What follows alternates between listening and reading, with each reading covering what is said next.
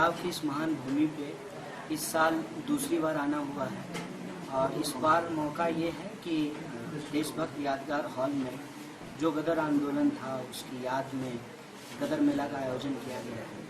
इस मेले में छात्रों, नौजवानों और पंजाब के लोगों से बातचीत का एक अवसर है।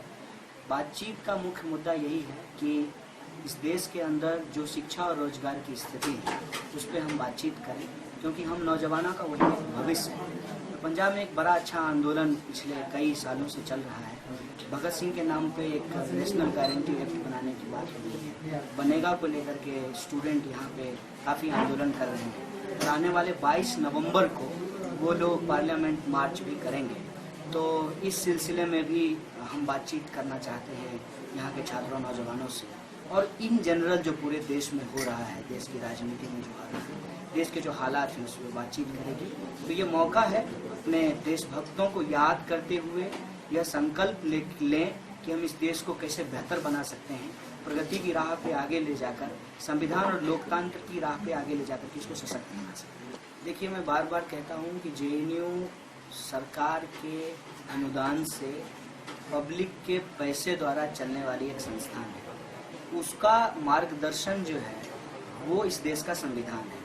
इस देश के जो कानून है उसके हिसाब से उसको चलना चाहिए और जेएनयू उस मार्गदर्शन के साथ चलता भी है। और वहाँ पर जो गैर कानूनी कोई बात किसी भी समय में अगर हुई है तो उसका जेएनयू के विद्यार्थी किसी भी रूप में समर्थन नहीं करते। लेकिन एक बात बहुत कॉमन है कि हर बार, चाहे सरकार किसी की हो, जब वो संविधान से इतर एक्स्ट्रा कॉन्स्टिट्यूशनल होने की कोशिश करते हैं तो सबसे पहली मुखर आवाज अगर कहीं बुलंद होती है तो वो जेएनयू से होता है। इंदिरा गांधी जी के दौर में भी हुआ और नरेंद्र मोदी जी के दौर में भी हो रहा है। तो उस मुखरता को दबाने के लिए ये जरूरी हो जाता है कि जेएनयू को बदनाम किया जाए, क्योंकि जेएनयू एक सिंबल बन चुका है रेसिस्टेंस का, और ये रेसिस्टेंस है इस देश के कॉन्स्टिट्यूशन के लिए और डेमोक्रेसी के लिए। तो हम हमारी नज़र में इस देश को बेहतर बनाने के लिए लड़ रहे हैं। जिनकी नज़र में हम इस देश को कमज़ोर करने की कोशिश कर रहे हैं, दरअसल हम उसके देश की नज़रिए को नहीं मानते और हमारा मानना है कि मोदी जी देश नहीं है, इसीलिए मोदी जी की आलोचना करना देश की आलोचना नहीं है।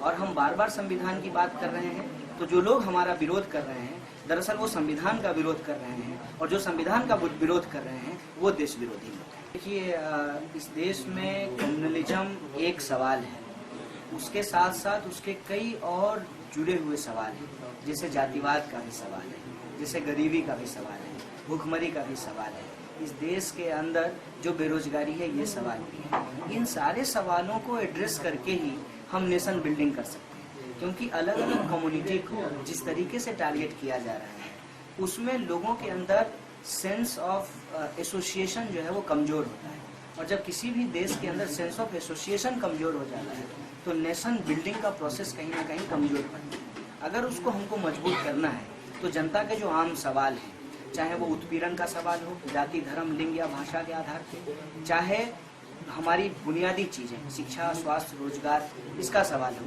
इसको एड्रेस करना सरकार के लिए ज़रूरी है। ये सरकार की जिम्मेवारी भी है, और सरकार हम चुनते इसीलिए हैं, सरकार को टैक्स हम इसीलिए देते हैं कि वो हमारे सिक्योरिटी का इंतजाम करे और समाज के अंदर अराजक स्थिति पैदा नहीं हो, शांतिपूर्ण तरीके से सभी इंस्टीट्यूशन काम करें, इसको मॉनिटर करें। और इस बात में अगर सरकार फेलियर हो रही है तो सरकार की बेशक आलोचना होनी चाहिए, ये हमारा संवैधानिक अधिकार है, और सरकार की आलोचना करना देश का विरोध नहीं है।